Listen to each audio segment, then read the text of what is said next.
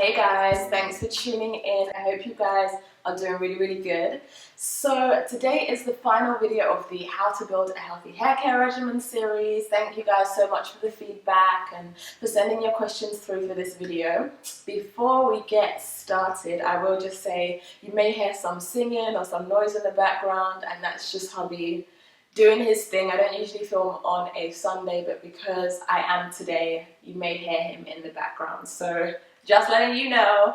Okay, so I'm just going to dive straight into the questions that I received with regards to hair care, or the challenge, not the challenge, sorry, the series itself, and I'm just going to get straight in. So the first question I received was, how do you know when it's time for a trim? And then, what is the difference between a protein treatment, an oil treatment, and a deep conditioning treatment, and their respective benefits? So I'll tackle the first part of the question, was how do I know when it's time for a trim? I personally know when it's time for a trim when I have loads of single strand knots, or when I find I have loads of split ends. And the way that I know that is I'm very observant with my hair. So every now and again I'll just find myself in the mirror just looking at a section of hair just to see, you know, if I do have loads of split ends or single strand knots, and if I do, then I just whip out my scissors and just try to get rid of them. So I know by being observant. I think it's really good to be observant, you know, to your hair's needs and what your hair's telling you. So, you know, I personally check on my ends quite frequently. I'd say, you know, a couple of times a month to see what my ends are saying. With regards to knowing when to trim, I would also kind of encourage you to maybe consider a specific time frame you're comfortable with. So some people decide they trim every 3 months, and some people decide every 6 months. So, you know, maybe try to keep up with that time frame that you set for yourself. In between, of course, still be observant. But yeah, when it gets to that time frame you've set, observe your ends. If you feel they don't need the trim, then you can prolong the period. And then if you do feel like, yeah, they definitely need a trim, then definitely go for it. So yeah, I'm just observant with my ends, and that's how I know when my ends are in need of a trim. And also tell sometimes when my hair or my ends don't feel very even, and I find like extra long pieces within a shorter section of hair or something like that. So that's how I know when I feel like I'm in need of a trim. So the second part of the question is, what is the difference between a protein treatment, an oil treatment, and a deep conditioning treatment? So I would say that a protein treatment falls under the deep conditioning category, and the benefit of a protein deep conditioning treatment is that, you know, over the years our hair undergoes loads and loads of manipulation. Sometimes it's heat manipulation, chemical manipulation, or just straight up manipulation from styling and, you know, tools, etc. So what this does is it weakens the strands of our hair, or damages the strands of our hair, and thus creating these kind of gaps in the strands of our hair. So what I told you. So babe. Yo. Sorry, I'm filming. So what a protein treatment basically can do is, you know, proteins help to strengthen the strands of our hair. So they fill those gaps temporarily, and so, you know, the actual strand of your hair just appears to be fuller and stronger. And yeah, that's the benefit of a protein treatment. It's there to help strengthen the strands of your hair. An oil treatment, I do 2 different types of oil treatments. You've got hot oil treatments, general oil treatments. I do one which you guys would have seen in the wash day routine video. I do one as a pre-poo treatment, so it's basically I just apply oils to the strands of my hair, and what that does is that helps to reduce the stripping effects that shampoo can have, and helps to kind of help me detangle my hair, because, you know, oil just kind of lubricates and softens the hair, so that helps with that. And then sometimes I also do a hot oil scalp treatment, whereby I put some really nice stimulating essential oils into an oil of my choice, as well as some, you know, herbs, maybe some Ayurvedic herbs such as brahmi powder, amla powder, neem powder, henna, etc. Then I just kind of massage my scalp with that. So it's just a really nice scalp treatment, and depending on what you put inside the oil, then, you know, that will determine the benefits of the scalp treatment for you. So yeah, I hope I answered that properly and in a way that makes sense. So that's the first question. The second question, how did you find the best products for achieving definition in a twist out? There is a second part, but I'll deal with this part first of all. Honestly, it's trial and error. So when I first started out, my first point of call with regards to knowing which products to use was to go to YouTube. Honestly, go to YouTube, find someone who has a similar hair texture to yourself and look at what they use. You know, if they've got a similar texture, maybe those products will work well for you, maybe they won't, but it's at least, I think, a place to start. So I went to people who I felt had similar textures, looked at what they used, what they reviewed, and gave those products a try. So that's the first thing that I would recommend. Babe, I can't concentrate. So that's the first thing that I would recommend. The second thing is, you know, trying product samples. Honestly, maybe don't buy full-size products straight off. Yeah, I feel like it's becoming more and more popular for companies to sell smaller sample sizes of bigger products. So try samples. If you go to any hair events, then you know you can definitely pick up some samples and give them a try. So yeah, but the main thing I would say is definitely to, you know, go online and see what people review, what's really popular and what's got really, really good ratings. And then from there, you can kind of trial and error products and see what works for you. The second part of that question was, what products do you recommend for starting out?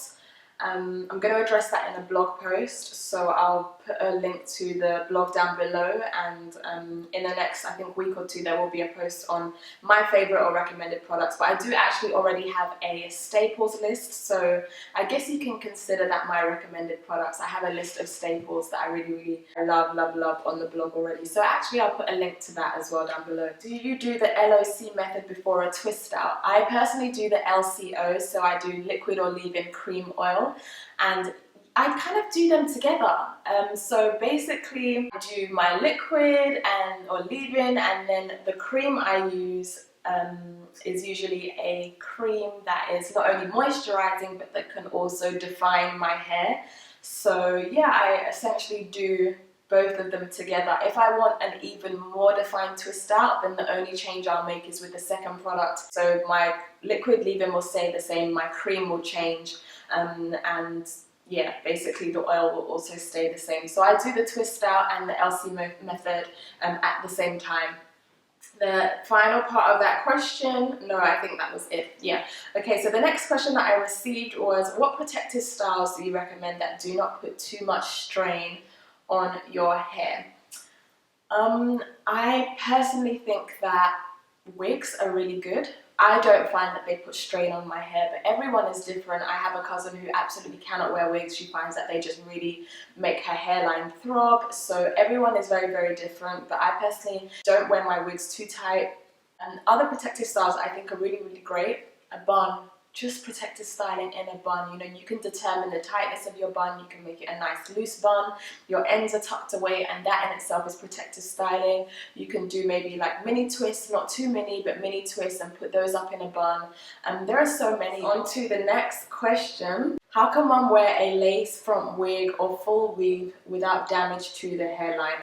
Okay, so I'm going to answer the first part of that question first of all. With regards to lace front wigs, I would definitely say it's up to you to make sure that they are not fastened too tightly. So my lace front wigs usually have an elastic belt that you can fasten. So just making sure that you don't strap yourself in too tight, and also to make sure that, you know, during the week you are feeding your hairline. So using an oil of some sort, you know, a stimulating scalp oil on your hairline to make sure that your hair remains soft and lubricated, because if your hairline, the hairs on your hairline are really, really dry, they're more susceptible to breakage. So just making sure you're looking after your hairline, you're feeding it, you're not neglecting it whilst it's under this protective style. And then of course, you know, making sure that the hair underneath is not braided too tightly and that your hairline is actually left out, or the majority of your hairline is left out. I know some people like to braid everything up really, really tight, but your hairline is very, very delicate and very fragile. So, you know, trying to leave as much of that out as possible so that it's not too tight and it's not being pulled too much. Okay, the next question that I have, someone basically said, I've been considering wigs now but never tried them, just been a braider. I'm tired of braids, they're too much work, and lately they defeat the purpose of retention when I take them out and get knots. Would you suggest wigs, and where do you find good ones? Okay, so I think that the issue that you're experiencing with the braids, you can also experience with wigs, because essentially your hair is probably going to be braided up underneath. So I want to answer this by giving a little bit of advice as to how to take braids down or any protective style down, so that you can reduce the likelihood of these, you know, knot issues or any issues with tangling or anything like that. I personally work cornrow by cornrow, so I take down each cornrow, make sure that each section is lubricated with some oils, and once I've taken out the cornrow, I then detangle from the bottom up before moving on to the next section of hair. So I'm just making sure that my hair is really thoroughly detangled, because working in bigger sections of hair can kind of reduce the likelihood of you know, detangling as effectively as you could if you work with a smaller section of hair. So that would be my first bit of advice. And with regards to wigs in general, I personally absolutely love them. You know, I make sure they're not worn too tightly. I make sure my braids underneath aren't too tight. I make sure I'm looking after my hairline in between, and I'm moisturizing my hair as well, you know, during the week. So they work really well for me. So I would personally recommend them, but everyone's different. So yeah, it really does depend on where do you find great ones. I've been blessed. I've been sent most of the wigs that I wear, but the company that I've had the best experience with is called Eva Wigs. Unfortunately, guys, I've really not kind of explored much with wigs. I've just, like I said, I've been blessed, but that is the company I've had the best experience with, so I can only speak based on my experiences. So yeah.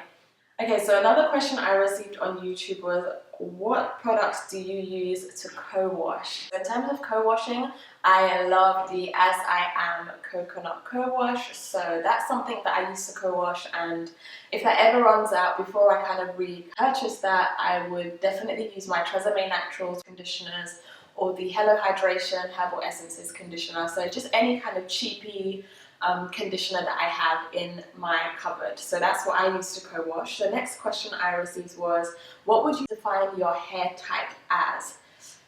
I'm not much of a hair typer, but I would definitely say if I could pick a range, I have right at the back the coiliest hair, so a 4C kind of texture at the back, and it ranges from, I'd say, 4A to 4C for me. I mean, there are different textures in different areas of my hair. The hair in my crown area is the loosest on my head, and at the back it's the tightest. So yeah, if you're asking in terms of porosity, density, etc., I mentioned this a couple of videos back: low porosity, low density, and fine strands. Very last question I'm really excited to answer. So the lady asked, how do you combat hair that is always dry even when you moisturize it? I have 4C hair, thick hair that is hard to moisturize, and I feel that the natural products catered to natural hair can be pretty pricey. I would like to try more natural hair products this year to find what products work for me and can start to have my staple products. Okay, cool. I guess the first part of the question for me is, how do I find products to combat this excessive dryness? So first and foremost, I mentioned in the first video of this series the importance of understanding your hair's porosity and your hair's type in general. So whether that be density, porosity, or strand thickness. If you are constantly moisturizing your hair and you find that, you know, your hair still feels really dry, I would say several things. First of all, are you taking enough water internally? I know a lot of people disregard this, but I think internal hydration plays a huge role in the health of your hair and how your hair feels. Second, yeah? I want to use a clipper. I hope it's nice. It will, but I'm almost done. Right.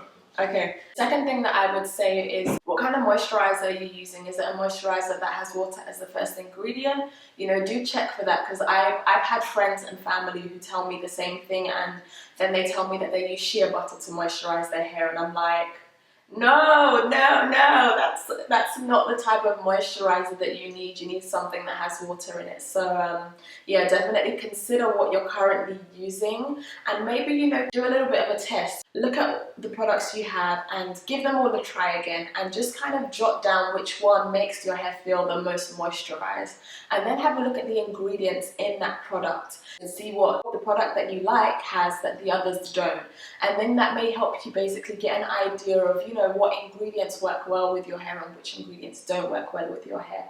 Also, on top of that, I mean, you may want to up your deep conditioning to help your hair kind of feel moisturized for a longer period of time. Maybe your hair's lacking in deep conditioning treatments, so it doesn't feel as soft as it should, even without the product. So, you know, there are just so many things to look at, and if that person could actually, like, maybe send me an email and we'll kind of talk through your regimen and the products that you're currently using, and hopefully we'll be able to figure something out. So, yeah, those are my just kind of off the top of my head thoughts on that topic. Okay, and it was quite sweet. Someone actually did answer that she should try the LOC or the LCO method, which if you've caught my previous video, you'll know is a method that I use, which can help with moisture, imparting moisture into the hair, as well as, you know, helping with moisture retention. So yeah, do check out the previous video because that does address the topic of moisture as well. So that's it, guys. Thank you so much for watching the series. I do really hope that it has been a blessing to someone out there. If anyone has any questions or needs someone to go through their regimen with them, I'm here for that. Just email me and we'll figure this out together. I will see you guys in a couple of days where I will be updating you on my length following the 6-month protective style challenge and having hit 3 months. So have a blessed day, and I will see you in the next video. Bye.